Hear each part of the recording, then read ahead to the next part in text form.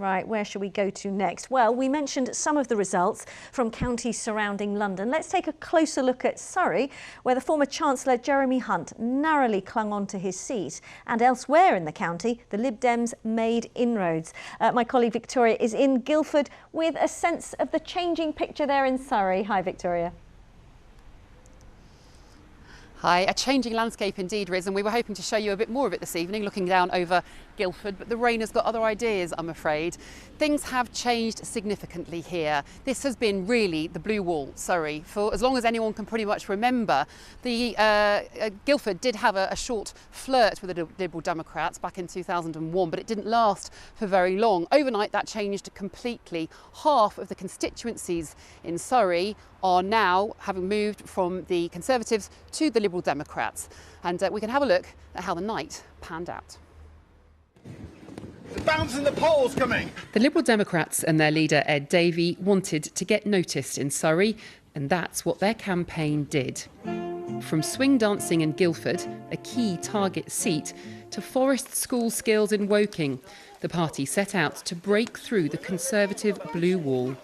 Overnight, there was anxious waiting in Esher, high on the Lib Dem's target list, and a huge swing meant a win for their candidate, with a majority of 12,000. I think the community felt taken for granted. They sent a warning shot in 2019.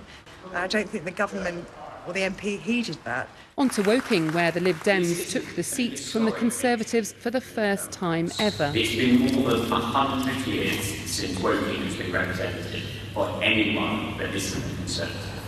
In Woking this morning, people told me what they think of the huge change in the political landscape. I'm very pleased to see the back of the Tories. I think Keir Starmer will be a very able and serious Prime Minister. I think he's got a hard job to do. The morning after the night before, how do you feel? A lot more hopeful, but the unfortunate thing is that they are inheriting such a mess. Until this morning, every single constituency in Surrey was Conservative. Now, half of them, 6 constituencies, will have Liberal Democrat MPs, including here in Woking. In some cases, that's the result of a huge swing in votes. Elsewhere, Conservative MPs have held on by the skin of their teeth. One of them was former Chancellor Jeremy Hunt. He won Godalming and Ash by just 891 votes. It's a very sobering night for the Conservatives. I think we now have to take our time, to have a period of reflection, and we need to have the honesty, humility and courage to ask ourselves why we have lost the trust of the British people. The Conservatives held on to 5 other Surrey seats, but they lost just as many. Surrey has been one of the safest Conservative areas in the country, so it is truly historic what's happened. That the Lib Dems have smashed through the blue wall here in Surrey. People, for numerous reasons, had got fed up with the Conservatives and they wanted change. And here in Surrey, the best way to get change is to vote Lib Dem. There's no doubt the Liberal Democrats have redrawn the political map in this county. Well, Zöe Franklin is the new Liberal Democrat MP for here in Guildford. A short time ago, I sat down with her and got her reaction to the news. It's been amazing. I've lived in Guildford 25 years and it's a privilege and it's humbling to have been voted in as Guildford's newest Liberal Democrat MP. It's amazing. And what are the first tasks in your inbox? So out knocking on doors, talking to people, it was really clear that people's priorities were talking to Thames Water, holding some account for the sewage that's flowing into the river, but also the problems we have locally around water supply. The other thing was really very much about the conversation about GP appointments and the problems getting an NHS dentist. And then, of course, the cost of living always came up, and I'm putting those priorities first as I head to Westminster.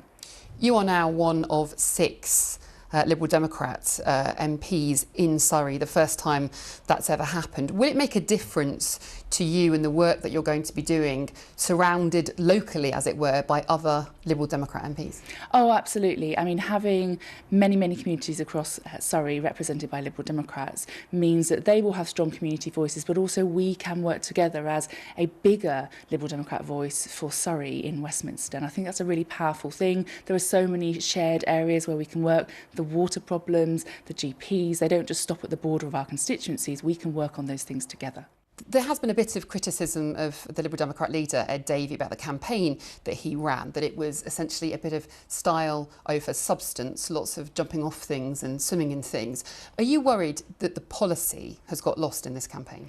I don't think so. The one thing I've heard on doorsteps has been actually people recognise who Ed Davey is. You know, I'm really proud of Ed as a leader. He's a fabulous man. His story is really powerful, and the way that we've been able to put social care, carers at the forefront of our campaign is really important. And I've had carers talk to me on the doorstep say, I finally feel seen, and that's really important. And so having Ed as our leader as we head into Westminster with this big Liberal Democrat team is really a privilege for us.